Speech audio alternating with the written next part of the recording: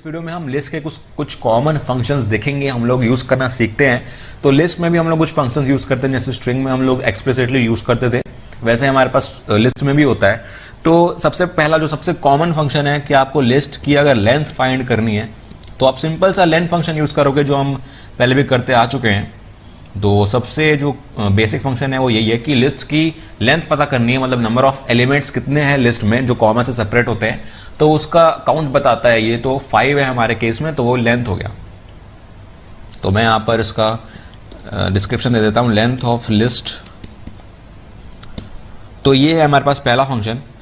दूसरा फंक्शन हम लोग अगर देखें तो दूसरा हम लोग फंक्शन पढ़ते हैं लिस्ट को। अगर मुझे एक एलिमेंट, मतलब मान लीजिए यहाँ पर मैं कुछ करता हूँ, मैं अगर चेंज करना चाहता हूँ, मतलब मान लीजिए मैं चेंज करना चाहता हूँ, ए का इंडेक्स है 0, ए के 0 इंडेक्स पे मैं कुछ एलिमेंट डालना चाहता हूँ, मैं उसको अपडेट करना चाहता हूँ। तो हम लोग पढ़ते थे स्ट्रिंग में कि हम लोग उसको चेंज नहीं कर सकते, मतलब ओरिजिनल स्ट्रिंग अगर एक बार बन गई तो उसको हम लोग चेंज नहीं कर सकते, हमको किसी और वेरिएबल में चेंज हुई वैल्यू को स्टोर करना पड़ता था। लेकिन यहाँ पर हम वैल्यूज चेंज कर सकते हैं, मतलब ए का इंडेक्स 0 है, हम वहाँ पर 2 भी डाल सकते हैं। तो मैं 2 करके देखूँ, तो अगर मैं लिस्ट को प्रिंट करता हूँ यहाँ पर लिस्ट,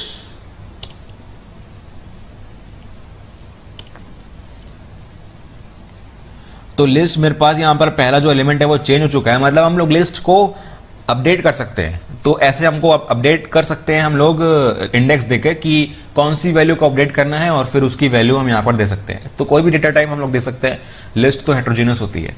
तो ये होता है अपडेशन। और उसके बाद एक फंक्शन आता है कि मान लीजिए मुझे लिस्ट में कुछ एलिमेंट इंसर्ट करना है at the end of the list. End of the list है, तो मान लीजिए मेरे पास लिस्ट का जो साइज है वो 5 है।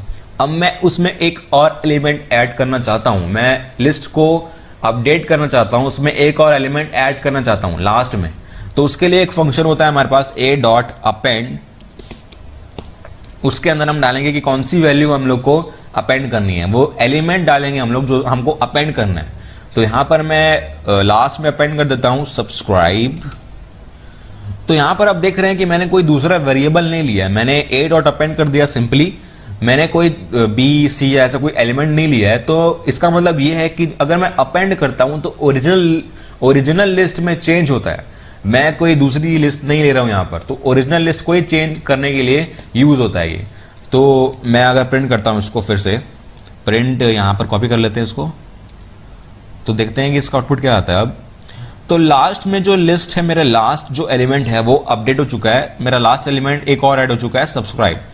तो लास्ट में, मतलब लास्ट एलिमेंट के बाद कुछ आपको ऐड करना है लिस्ट में, तो आप अपेंड यूज कर सकते हो। एलिमेंट ऐड करने के लिए अपेंड यूज होता है, और ओरिजिनल लिस्ट में ही चेंज होता है, आपको कोई और वेरिएबल लेने की जरूरत नहीं है। म्यूटेबल होती है तो ओरिजिनल लिस्ट में ही चेंज होगा। तो ऐसे आप ऐड कर सकते हो एलिमेंट्स को। और अपेंड आपको क्या करता है, सिर्फ लास्ट में ऐड करेगा, वो कहीं बीच में अगर आपको चाहिए, किसी एलिमेंट के बाद अगर आपको कोई चीज बीच में ऐड करनी है लिस्ट के, तो वो आप अपेंड से नहीं कर सकते हो। उसके लिए हम फंक्शन यूज करते हैं इंसर्ट। तो इंसर्ट क्या करता है, किसी भी इंडेक्स पे आपको कोई एलिमेंट ऐड करना है, आप इंडेक्स स्पेसिफाई करके उसमें एलिमेंट ऐड कर सकते हो।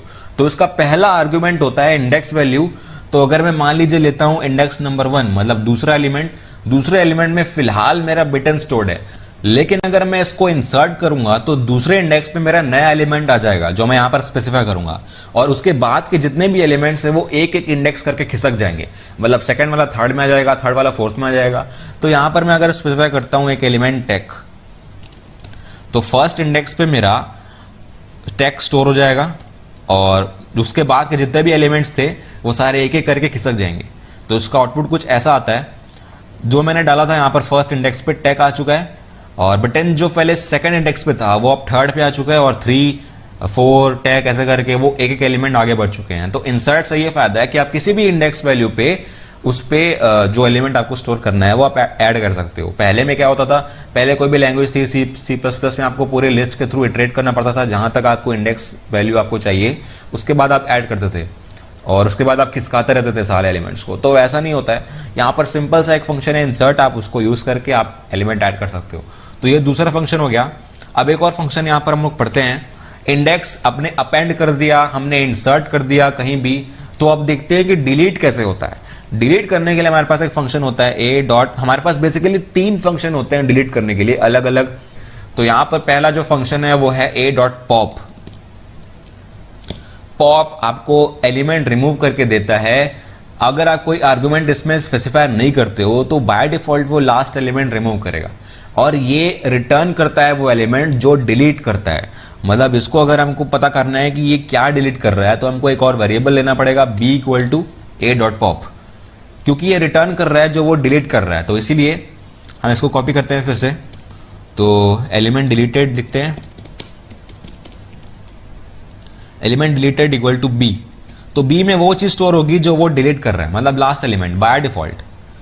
तो यहां पर क्या होता है, एलिमेंट डिलीटेड सब्सक्राइब, जो लास्ट था यहां पर सब्सक्राइब वो हमारा पॉप हो चुका है, मतलब डिलीट हो चुका है। तो उसके बाद जो लिस्ट होगी हम वहां पर उसको प्रिंट कर देते हैं लिस्ट को। तो एलिमेंट डिलीट करने के बाद लिस्ट हमारी फिर से लास्ट एलिमेंट हमारा डिलीट हो चुका है। तो ऐसे करके आप एलिमेंट डिलीट कर सकते हो। तो पॉप में जरूरी नहीं है कि वो लास्ट इंडेक्स ही रिमूव करे, आप वहां पर इंडेक्स दे भी सकते हो। अगर मुझे पहला एलिमेंट रिमूव करना है तो मैं यहां पर इंडेक्स दूंगा 0, तो वो पहला एलिमेंट रिमूव कर देगा। तो एलिमेंट डिलीटेड 2 जो मेरे पहले पोजीशन पे था तो वो डिलीट हो चुका है, तो ये लिस्ट हमारे पास बचती है। तो ऐसे करके आप पॉप यूज कर सकते हो, इंडेक्स स्पेसिफाई कर सकते हो कि आपको कौन सा एलिमेंट डिलीट करना है। नहीं करते हो तो बाय डिफॉल्ट वो लास्ट वाला रिमूव करेगा। तो एक और फंक्शन है डिलीट करने का, वो है a डॉट रिमूव।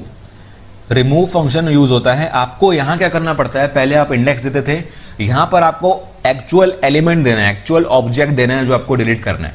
तो लिस्ट में मान लीजिए मेरे पास वैल्यू है एक 4.0, इसको मुझे हटाना है तो मैं 4.0 यहां पर दूंगा।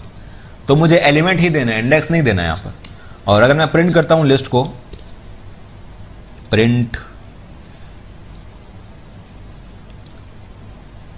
तो यहां पर ये जो लिस्ट है इसमें मेरा 4.0 यहां पर रिमूव हो चुका है, लास्ट वाला जो मेरे पास आउटपुट आया उसमें। तो ऐसे करके आप रिमूव से भी यूज कर सकते हो, पर ध्यान रखिएगा रिमूव कुछ रिटर्न नहीं करता है। तो कोई और वेरिएबल में अगर आप उसे डालते हो तो उसका टाइप जो है वो चेंज नहीं होगा, वो जो पहले था वही रहेगा। तो यही है, a डॉट रिमूव रिटर्न नहीं करता है। आप इसको ऑब्जेक्ट दोगे, आप इसमें एलिमेंट दोगे तो वो रिमूव कर देगा। तो ये दूसरा फंक्शन है। और एक और स्पेशल फंक्शन आप यूज कर सकते हो अगर आपको डिलीट करना है एलिमेंट को, तो वो होता है डेल। डेल एक स्पेशल फंक्शन है जिसपे आप कोई पैरेंथेसिस नहीं लगाओगे, स्पेस दे के आप यहाँ पर इंडेक्स या फिर की स्पेसिफाई करोगे। तो अगर मैं a ऑफ 0 रिमूव करना चाहता हूँ तो मैं ऐसे लिखूंगा। आप अगर चाहते हो आप एक सीक्वेंस, मतलब एक बहुत सारे एलिमेंट्स एक साथ अगर रिमूव करना चाहते हो तो आप स्लाइसिंग भी यहाँ पर यूज कर सकते हो। तो 1 से लेके 3rd इंडेक्स तक जितने भी एलिमेंट्स हैं सारे ये डिलीट कर देगा, ऐसे भी कर सकते हैं। लेकिन मैं यहाँ पर 0 कर रहा हूँ तो फिर देखते हैं कि लिस्ट में क्या बचता है। तो मेरा जो पहला एलिमेंट है वो फिर से रिमूव हो चुका है। और यहाँ पर मुझे क्या करना है, मैं अगर यहाँ पर देता हूँ 1 से लेकर 3rd वाला, मतलब फर्स्ट इंडेक्स पे और सेकंड इंडेक्स पे एलिमेंट्स है वो एक साथ रिमूव हो जाए तो वो भी हो जाएगा यहाँ पर। तो आप देख रहे हो कि जो फर्स्ट इंडेक्स पे था B10 और फिर 3, ये दोनों रिमूव हुए हैं और बाकी के बच गए। तो ऐसे करके ये प्रिंट हुआ टेक सब्सक्राइब। तो यही है डेल का आप यूज करके, मतलब डेल एक स्पेशल फंक्शन है, ये कोई लिस्ट का फंक्शन नहीं है। जैसे यहाँ पर आप देख रहे थे a dot insert, a dot pop, a dot remove, ये सारे लिस्ट में हम लोग यूज करते हैं डॉट लगा के। लेकिन डेल हमने कोई डॉट लगा के यूज नहीं किया है। तो डेल को आप लिस्ट में भी यूज कर सकते हो, आप डिक्शनरी में भी यूज कर सकते हो, आपको की स्पेसिफाई करनी पड़ेगी। तो इस तरीके से आप मल्टीपल एलिमेंट्स भी रिमूव कर सकते हो डेल की हेल्प से।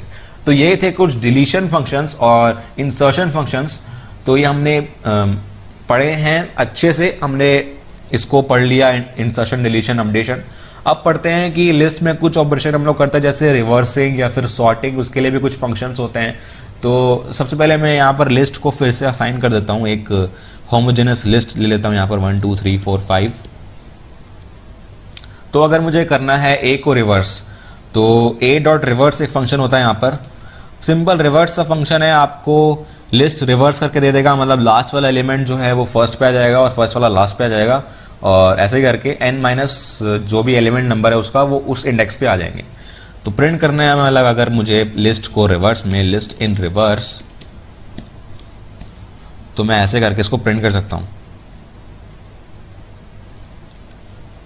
तो लिस्ट इन रिवर्स, ओके। तो एक गलती हुई है यहाँ पर, a डॉट रिवर्स कुछ यहाँ पर रिटर्न नहीं करता है, तो मुझे यहाँ पर इसको अलग से देना पड़ेगा। a डॉट रिवर्स मैं यहाँ पर लिख देता हूँ, तो ओरिजिनल लिस्ट में ही चेंज होता है, तो मुझे यहाँ पर देने की जरूरत नहीं है। a को ही प्रिंट करना है मुझे। तो रिवर्स में जो लिस्ट है वो ये आ चुकी है। तो 1 2 3 4 5 था, 5 4 3 2 1 आ चुका है। तो ऐसे करके आप लिस्ट को रिवर्स कर सकते हो। और एक और सिंपल सा फंक्शन है, यहाँ पर आपको एलिमेंट्स को अगर सॉर्ट करना है तो बहुत सारे दिक्कत होती थी, बहुत ज़्यादा प्रॉब्लम होती थी हमको पहले के लैंग्वेजेस में। हमको सॉर्ट करने के लिए कुछ ईजी मेथड नहीं था, हालांकि जावा में था, लेकिन उसके लिए आपको बहुत सारा कंजर्ट करना पड़ता है, बहुत सारा कोड लिखना पड़ता है। पाइथन में सिंपल सा एक सॉर्ट फंक्शन है, a.sort ओरिजिनल लिस्ट को सॉर्ट कर देगा। तो सॉर्ट अगर कोई न्यूमेरिकल लिस्ट है, न्यूमेरिकल एलिमेंट्स हैं, तो वो न्यूमेरिक मतलब डिजिट वाइज सॉर्ट करेगा, 1 पहले आएगा 10 उसके बाद आएगा, ऐसा करके। तो लिस्ट आफ्टर सॉर्टिंग, ओके,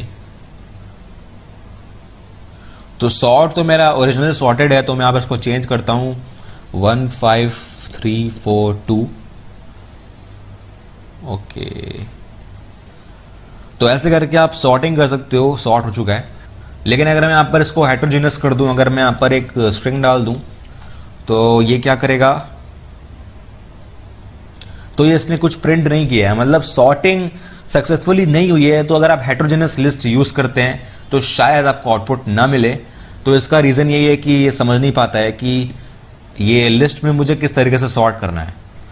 तो अगर मैं यहाँ पर सारे स्ट्रिंग्स लेता हूँ, पूरी की पूरी जो लिस्ट है उसमें सिर्फ स्ट्रिंग लेता हूँ, तो ये सॉर्ट कर देता है। ये अल्फ़ाबेटिकल ऑर्डर में ये सॉर्ट कर देगा।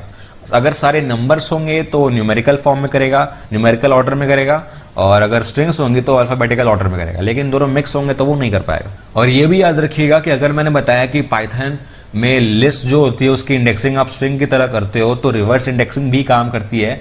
तो यहाँ पर अगर आप a(0) की जगह a(-1) दोगे तो ये काम करेगा, क्योंकि ये लास्ट एलिमेंट में 2 डाल देगा। तो ये लास्ट एलिमेंट में 2 आ गया है। तो सारे के सारे जहाँ भी आप इंडेक्स देते हो, चाहे आप पॉप फंक्शन में दो, चाहे आप डेल के अंदर दो, आप कहीं भी अगर इंडेक्स दे रहे हो तो आप रिवर्स इंडेक्सिंग, फॉरवर्ड इंडेक्सिंग दोनों यूज़ कर सकते हो।